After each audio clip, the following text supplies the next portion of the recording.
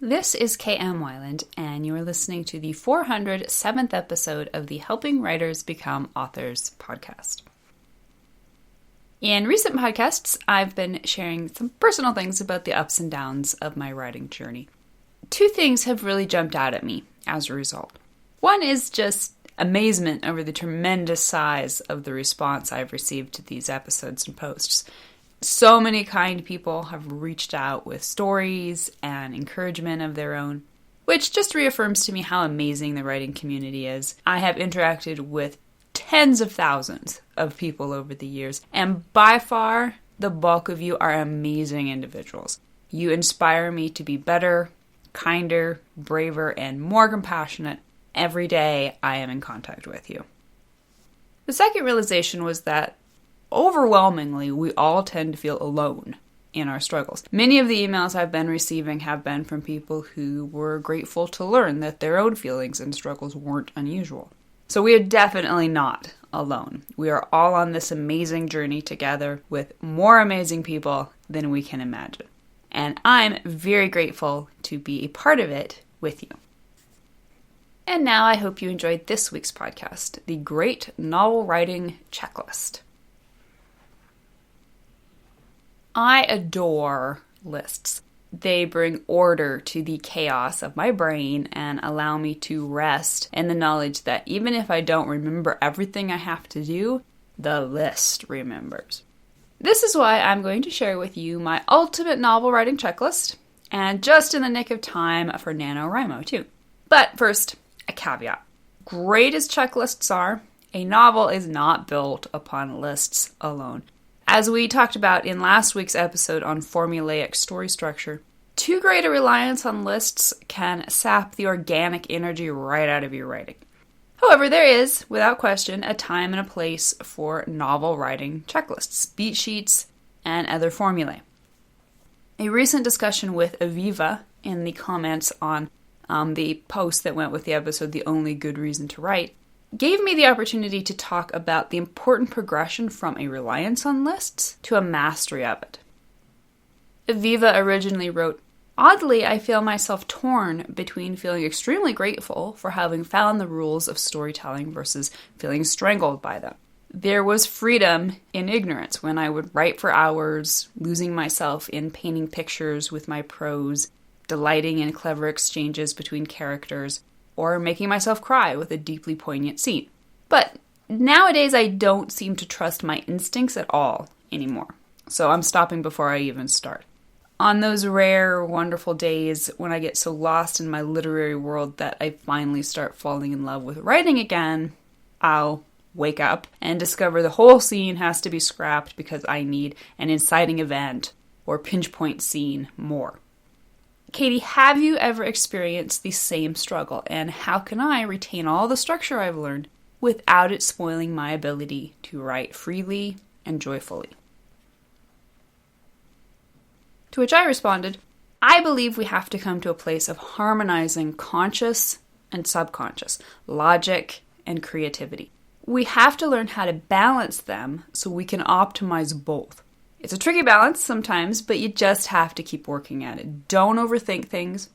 For me, there were a couple rough books there when I was first learning structure where I was too aware of these structural needs. But now the structure is like second nature and I can pretty much just let the story flow again. To which Aviva responded, I get it. It's like a young athlete learning to develop muscle memory, say a figure skater. At first, they're painfully conscious of every moment, every necessary element. But soon, with time and practice, the marriage between technique and artistry becomes second nature, allowing the performance to simply flow from the body and soul in perfect synchronization. To which I responded, exactly. Now, that said, we all need checklists in the beginning. They're tremendous brain savers. They're training wheels when we're still learning, and they're safety nets when we become forgetful. In a recent email, Felicia Change asked me for this post. She wrote, I'm done with my third draft of my current work in progress, but feel like the character arc is not strong enough, while my critique partner says I need more conflict. I'm aware that there are probably a lot of other things I'm missing. I'd like to start with the bigger problems, character arc, and then make my way down to smaller problems like dialogue tags. So I thought a list of all the big and small factors a novel should have would help me. The only problem is that I'm not sure what should be on that list. Do you perhaps have a list or something similar which would help me improve my novel? Now obviously such a list would be compendious. Indeed, in some senses, my entire website is the list. The art of writing a novel is a vast storehouse of technique after technique. But there is a list.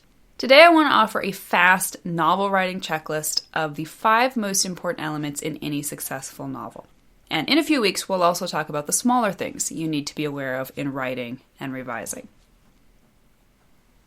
Now, the big things on this list are the foundational things. They are the story. Get them right and everything else will fall into place around them. Number 1 is structure. It all starts with story structure. Once this is solidly in place, you can build everything else on top of it. But if your structure is out of whack, then all the cosmetic tweaking in the world won't save your story.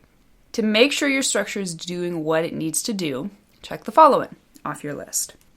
To begin with, we have the 3 acts. The first act, which spans from the 1% mark to the 25% mark in your story, is all about setup. Characters, settings, and themes are introduced within the context of your character's normal world. The second act spans from the 25% mark to the 75% mark and is all about conflict. The characters pursue their goals, meet with obstacles to those goals, and learn how to pursue better goals more effectively. And the third act spans from the 75% mark to the 100% mark, and it is all about confrontation and resolution. The characters enter a final confrontation to determine the ultimate success or failure of their plot goals. And within those acts, we have 3 major plot points. The first plot point happens at the 25% mark and is the doorway of no return. This is where characters experience a life-changing event that forces them to make the irrevocable choice to leave behind their normal world and enter the new adventure world of the main conflict. The midpoint, or second plot point, happens at the 50% mark and is the moment of truth. The characters are presented with both the story's thematic truth and, as a result, insights into the true nature of the conflict. These realizations allow them to enter the second half of the story better equipped to reach their goals. And the third plot point happens at the 75% mark and is the low moment. The characters are plunged into defeat and despair, forcing them to evaluate the moral alignment of their goals and make the final choice about what they will pursue and how they will pursue it in the final act.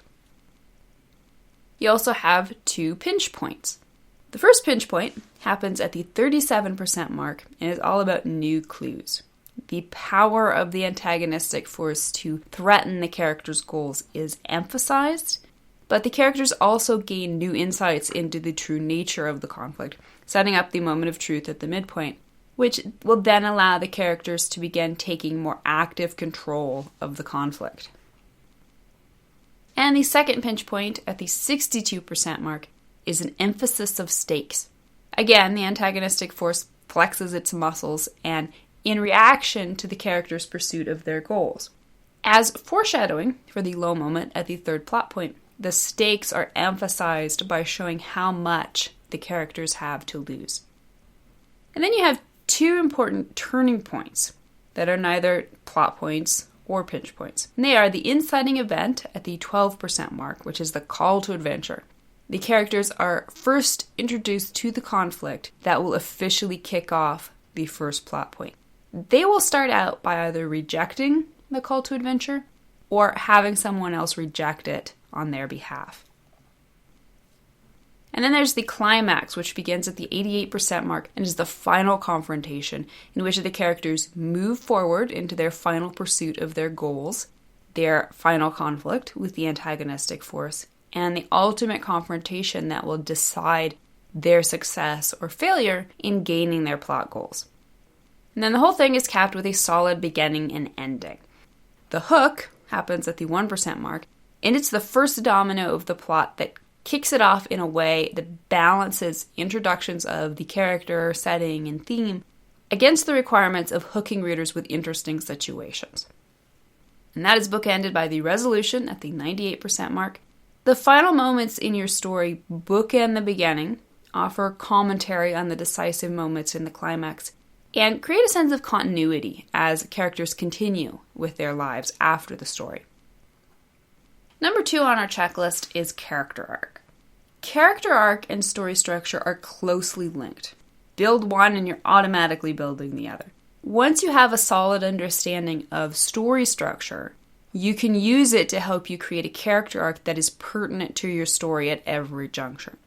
Character arcs incorporate all of the previously mentioned structural moments, but they also include some uniquely important elements of their own, including, most importantly, the lie and the truth. The character's pursuit of exterior goals will be an extension of the inner conflict, which is based upon a fundamental and damaging misconception about life, which is in opposition to an empowering and enabling truth.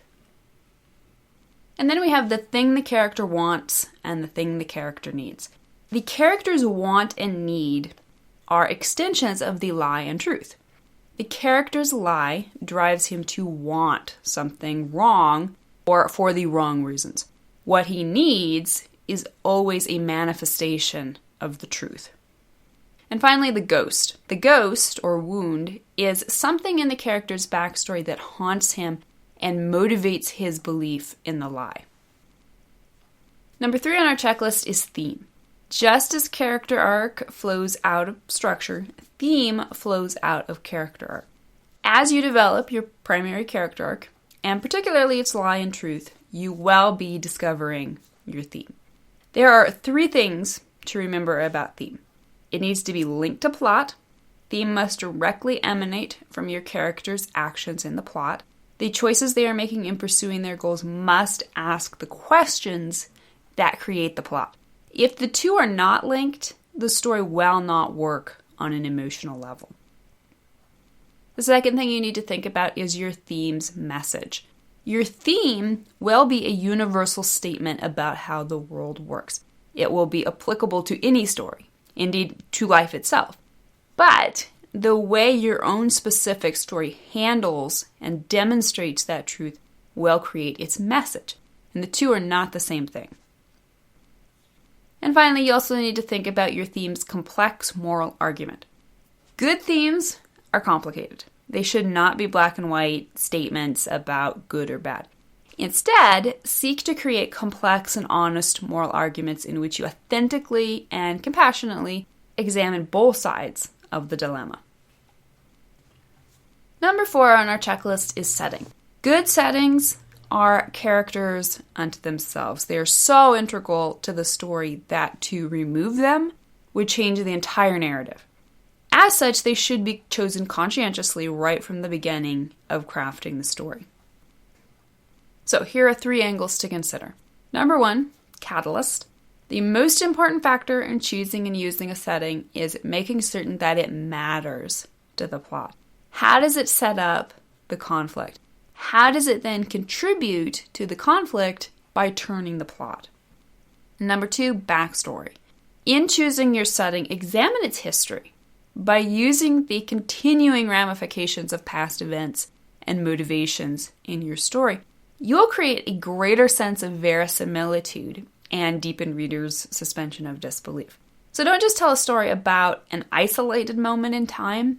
Tell a story about one moment that is part of something bigger. And number 3, cast. Your setting will determine your supporting cast of characters. So consider what interesting people can originate from this place and its unique culture.